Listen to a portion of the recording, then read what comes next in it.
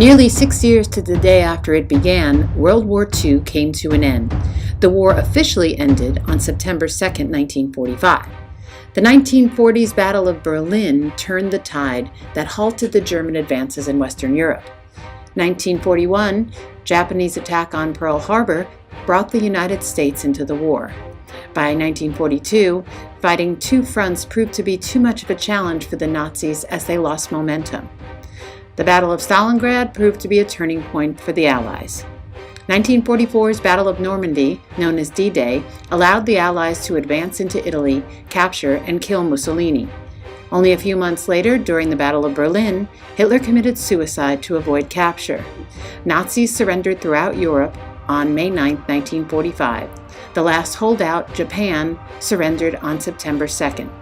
This left all countries involved on the long road to recovery.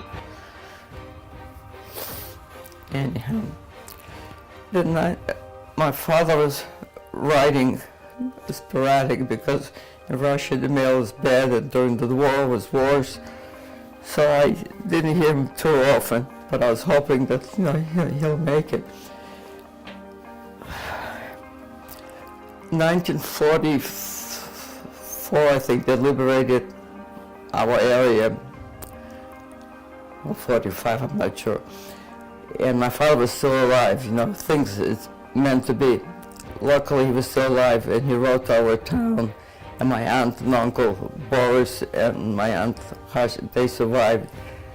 So my father knew where I was, so he sent them the address where I was. After that, he got killed.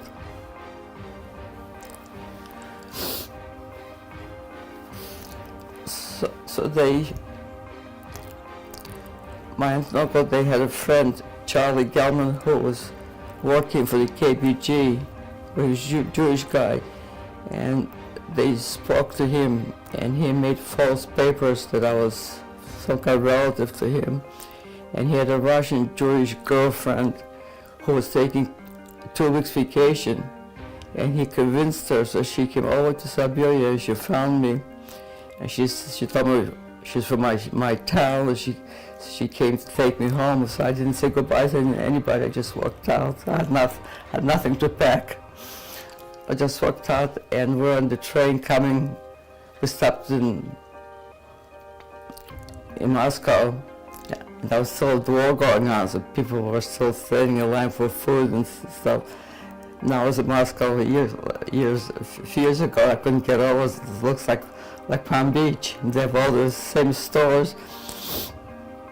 When I was there, it was cold, there was no food. So then I came to Shtetl, my town. We had a house, our house was taken, somebody else was living in it. And my uncle, he was very inventive. He always did things that people need. The Germans saved him because every time they came to take him, he invented something. He made holsters for them, he made luggage, and he always, the Russians, he had people baking bread, and they had to bring them to him before he distributed. So he used to give everything to the few Jews that survived.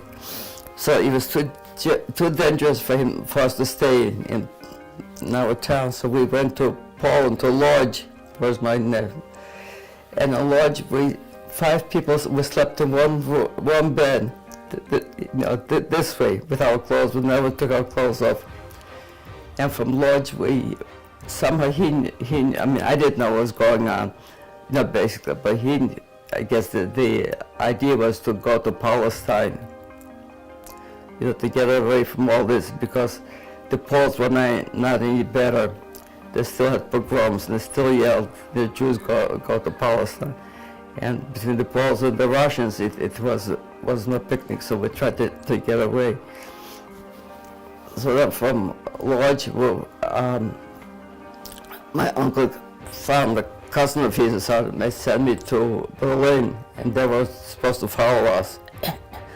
So we were on the train from Lodz going to Berlin, and on that train there were a lot of German refugees who ran away during the the bombing, they went to Poland, I guess, I don't know. So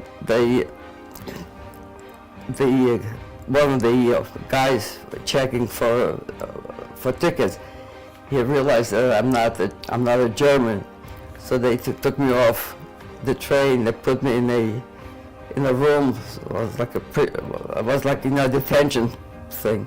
So I ran out and crawled off on the train and got out on the train.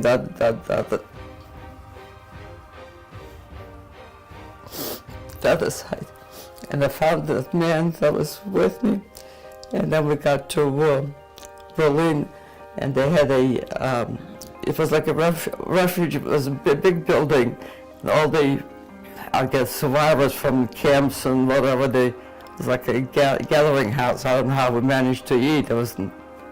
But we were there, everybody together. There was no privacy, no.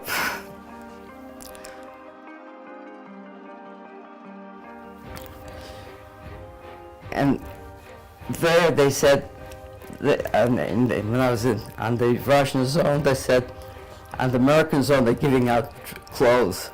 So as young as I was, I wanted clothes. So somebody wrote down the address of the place, the American zone in Berlin.